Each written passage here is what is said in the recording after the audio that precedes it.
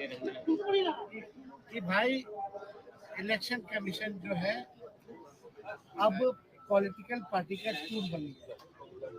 अब पूरी तरीके से सत्ता में जो बैठे लोग हैं जो है वोटर्स को चुनने का काम करते हैं, और जितना झूठ सदन के अंदर बोला गया शायद ही आज तक इतना झूठ जो है सदन के अंदर बोला गया।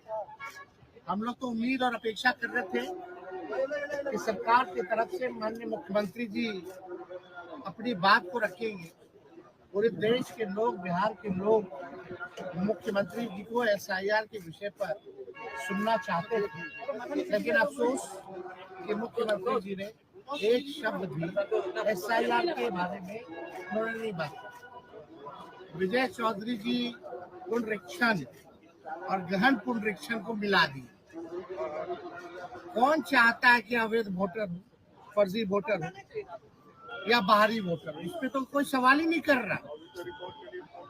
और इलेक्शन कमीशन के पूरे दस्तावेजों में देखेंगे, एफिडेविट में सुप्रीम कोर्ट में जो दिया है उसमें कहीं भी विदेशियों का जिक्र ही नहीं है। तो ये बात तो स्पष्ट है, अगर कोई बाहरी फर्जी वोटर बन गया है तो आपके सरकार में बना है। 5 से 25 कौन था मुख्यमंत्री? किसकी सरकार है? केंद्र में 11 साल से किसकी सरकार है? इस पे कुछ नहीं उन्होंने। हम जानना चाहते थे कि बिहार सरकार बताए कि जो 11 डॉक्यूमेंट जो मांगे जा रहे हैं कितने % बिहारियों के पास वो 11 डॉक्यूमेंट है, ये बताना चाहिए। नहीं तो अपने आप को वो कैसे साबित कर पाएंगे? तो डॉक्यूमेंट का ही खेल तो है। और बोला गया कि निष्पक्ष चल रहा है, अंगूठा नहीं मारा जा रहा। क्या वोटरों का साइन BLO नहीं कर रहा? एक जगह बैठ करके हजारों लाखों फॉर्म भरे जा रहे हैं, किसी और का साइन किया जा रहा है, अंगूठा मारा जा रहा है, अपलोड किया जा रहा है। कई वीडियोस हम लोगों ने देख लिए। उदाहरण, जलेबियां खा रहे लोग, फेंक रहे, कूड़ेदान में फेंक रहे फॉर्म। ये पारदर्शिता है। ये प्रोसेस को ठीक मान रही है सरकार, यानी फर्जीवाड़ा हो रहा है पूरी तरीके से केवल संख्या को पूरी करने के लिए। यानी सरकार जो है फर्जीवाड़ा करवा रही है, इसलिए सरकार जो है इलेक्शन कमीशन का जो है पक्ष ले रही है। अब भाई सम्राट चौधरी जी ने तो बिहार का पलानी रोक दिया और अपने ही सरकार पे सवाल खड़ा कर दिया, यानी नरेंद्र मोदी जी पर, भारत की सरकार पर सम्राट चौधरी जी ने सवाल खड़ा कर दिया। ये गवर्नमेंट ऑफ इंडिया का जवाब है राज्यसभा का, और ये 1/8/2024 का।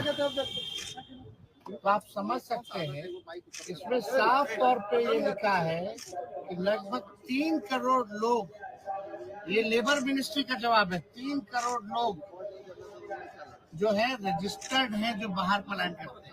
नॉन रजिस्टर्ड को छोड़ दीजिए, नॉन रजिस्टर्ड समझ जाइए कि जो लोग अपना कमाने जाते हैं बाहर, किसी के यहाँ ड्राइवर की नौकरी कर रहे हैं, कहीं गार्ड की नौकरी कर रहे हैं, कहीं किसी के घर में काम कर रहे हैं, जो बिहार से लोग पलायन करके गए, तो इसकी संख्या 4.5 करोड़ है। और सम्राट चौधरी सदन में खड़ा होकर के बोलते हैं मात्र 2-4% ही लोग जो है बिहार के बाहर है। कितना झूठ बोले, मतलब कोई झूठ बोलने की सीमा अब इन लोगों की नहीं रही। इसलिए हमने सम्राट चौधरी जी को ये भिजवाया, देख लीजिए, आप ही के सरकार का ये उत्तर है। और आप यहाँ कह रहे हैं कि पलायन बल्कि बढ़ा है। ये कॉपी भी हम लोग लगवा देंगे, सारी चीजें आप लोगों को भी मिल जाएगा आप लोग के WhatsApp। लेकिन ये अद्भुत है कि पूरी प्रक्रिया जो है किस प्रकार से ईमानदार पत्रकार पर FIR क्यों किया गया, अजीत अंजुम जी पे FIR क्यों किया गया? क्योंकि ग्राउंड रियलिटी उन्होंने दिखाया, एविडेंस उनके पास है, सबूत उनके पास है, फिर भी सरकार के लोग जो है अंधे बने हुए,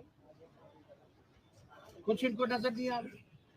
तो ग्राउंड रियलिटी क्या है आप समझ सकते हैं कि सरकार को पड़े नहीं, मालूम ही नहीं कि ग्राउंड में क्या चल रहा है, या तो निश्चिंत है क्योंकि उन्हीं का इलेक्शन कमीशन काम कर रहा है, यही कारण है। कोई उत्तर गोल गोल जलेबी छानना, अरे वो तो हर साल प्रक्रिया चलती है, नाम जोड़ना घटाना, मृत्यु जिसकी होगी तो हर साल जो प्रक्रिया चलती है। लेकिन जो पुनरीक्षण जो हुआ था हर चुनाव से पहले और फरवरी में जो लिस्ट आई थी उसके बारे में तो चुप, जब फरवरी में आ गया तो इसकी क्या जरूरत पड़ गई अचानक से, ये तो सवाल उठता है, इसका भी कोई जवाब नहीं, डॉक्यूमेंट को लेकर के भी कोई जवाब नहीं। तो इन लोगों के पास कोई उत्तर नहीं था। जो इलेक्शन कमीशन प्रेस नोट भेज रहा था उसी बात को ये लोग दोहराने का काम करते हैं। विजय सिन्हा काफी नाराज दिख रहे हैं।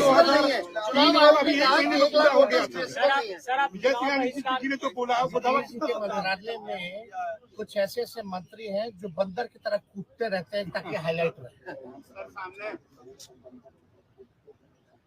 और उनका कोई काम तो है नहीं, केवल चेहरा चमकाना, ना 3 में ना 13 में बार बार कूद रहा आदमी, कोई मतलब है क्या, कोई बात है क्या लोगों के पास बोलने के लिए।